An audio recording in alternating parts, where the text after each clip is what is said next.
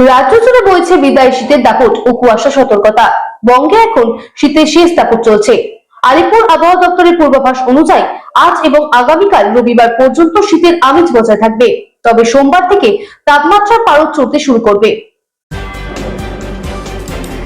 রাজ্য জুড়ে বইছে বিদায় শীতের শেষ দাপট, তবে আলিপুর আবহাওয়া দপ্তরের পূর্বাভাস অনুযায়ী সোমবার থেকেই রাজ্যে তাপমাত্রার পারদ চড়তে শুরু করবে। কাশ্মীরে পশ্চিমী ঝঞ্ঝার প্রভাবে উত্তরে হাওয়ার দাপট কমতে থাকায় আগামী 2-3 দিনে তাপমাত্রা অন্তত 2 থেকে 3 ডিগ্রি সেলসিয়াস পর্যন্ত বাড়ার সম্ভাবনা রয়েছে, যার ফলে জানুয়ারি শেষেই শীত বিদায়ের ঘণ্টা বেজে যেতে পারে।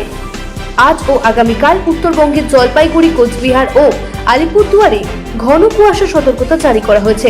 পাশাপাশি দক্ষিণবঙ্গের বীরভূম, মুর্শিদাবাদ ও নদিয়ায় ভোরের দিকে দৃশ্যমানতা কম থাকায় বাড়তি সতর্কতার পরামর্শ দিয়েছে প্রশাসন।